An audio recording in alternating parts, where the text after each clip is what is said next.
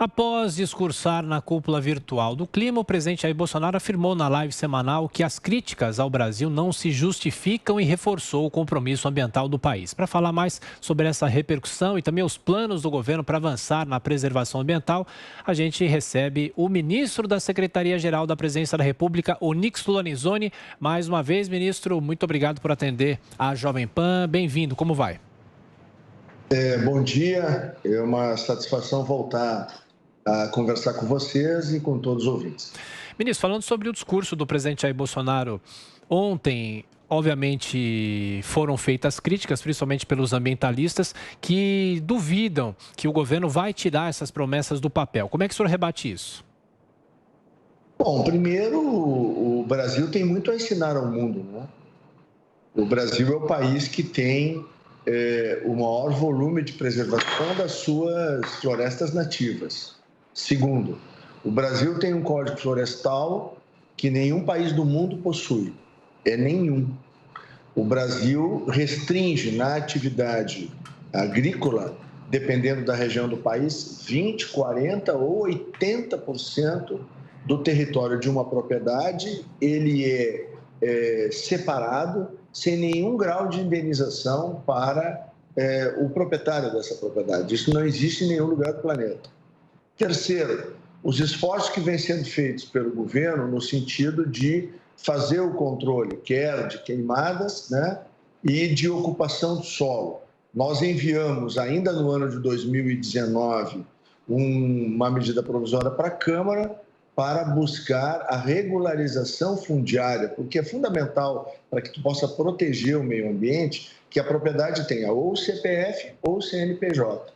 Então, o Brasil tem inúmeras iniciativas e nós temos todas as condições de cumprir. Aliás, quero lembrar, o Brasil assumiu compromissos, como vários países, na COP de Copenhague, e o Brasil, no que diz respeito à agricultura brasileira, cumpriu 110% dos compromissos assumidos na COP de Copenhague, coisa que nenhum outro país do mundo cumpriu. Então, o Brasil tem passado, o Brasil tem presente e o Brasil tem um futuro de preservação que é incomparável se nós analisarmos os países europeus, os países da América do Norte, e se nós avançarmos ainda mais para os países da Ásia, bom, aí é incomparável a distância entre o que o Brasil faz em termos de proteção ambiental do que esses países fazem.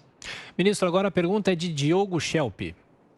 Bom dia, ministro. Nada como começar o dia com um bom mate amargo, não? A minha pergunta é a seguinte: o presidente, no discurso de ontem, na cúpula, ele disse que pretende duplicar os recursos para fiscalização ambiental. Qual é o valor que está sendo considerado com essa duplicação para esse ano? Bom, neste ano, nesse momento, eu não sei te informar, né? Porque esse é uma preocupação e um número que está sob o cuidado do ministro Ricardo Salles.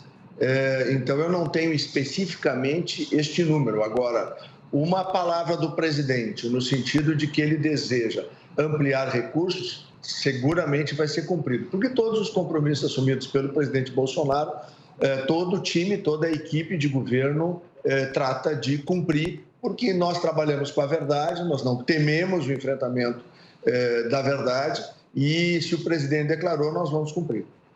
José Maria Trindade, de Brasília. Zé Maria. Salve, ministro. Muito bom dia.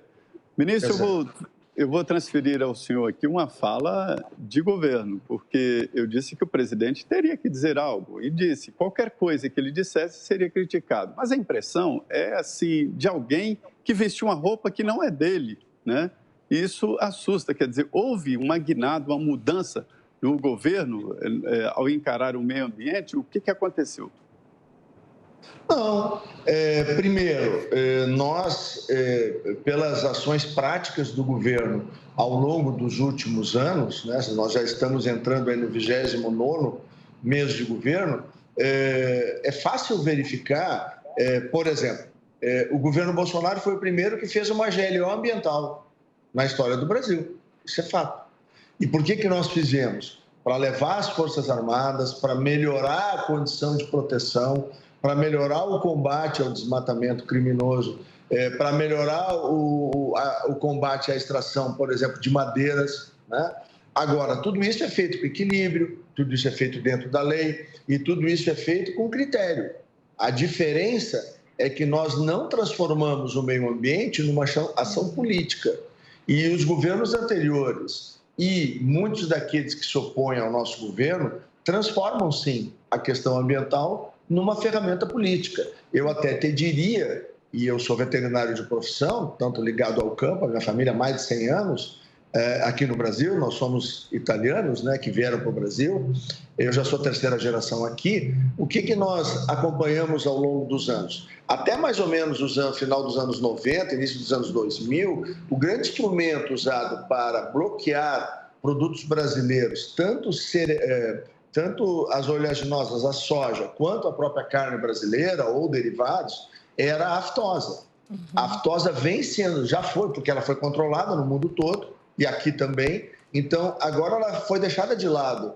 Qual é a forma de estabelecer uma barreira para os produtos brasileiros na competição, por exemplo, com os agricultores europeus ou com os agricultores da Austrália, Nova Zelândia ou de outros países do mundo, os próprios americanos? É a questão do meio ambiente. O meio ambiente se presta hoje também como ferramenta comercial. Então, a gente tem que ter clareza sobre isso, né?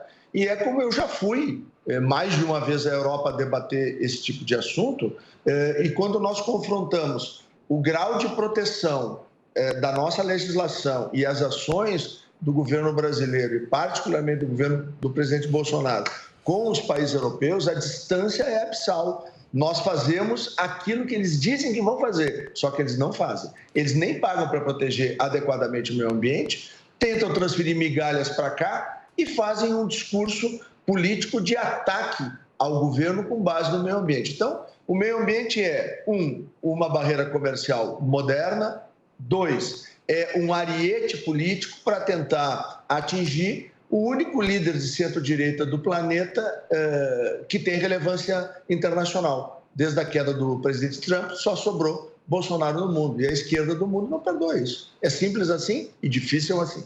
Ministro, no discurso, o presidente Jair Bolsonaro disse que o que dificultaria atingir essas metas seria a limitação orçamentária e pediu ajuda de outros países. Inclusive, mandou uma carta para o presidente Joe Biden antes desse encontro para voltar uma relação, né, conseguir estabelecer uma relação com o governo Joe Biden, um governo democrata. Como é que está essa relação, essa negociação? Como é que será feito este apoio de outros países aqui para o Brasil?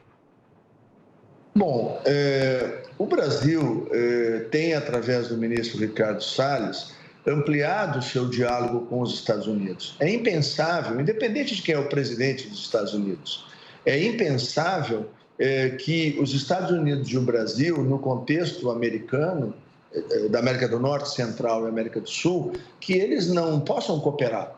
Por quê? São países democráticos, são países que têm princípios e valores bastante semelhantes, são países que são referências continentais. Os americanos, com a maior nação do mundo, o maior poderio econômico e militar do mundo. Do outro lado, nós temos o Brasil, que para a América Latina, ele é realmente uma referência. Então, é impensável que nós não tenhamos boas relações. E nós temos boas relações na área agrícola, na área comercial, na área dos empreendimentos americanos aqui no Brasil, nas trocas comerciais e, obviamente, que a nossa diplomacia sempre encontra caminhos para que essa interação e este apoio ele seja permanente. Quando nós olhamos, por exemplo, o que ocorre na Venezuela, né, as ações que os americanos tiveram que auxiliar, por exemplo, a Colômbia para combater o narcotráfico.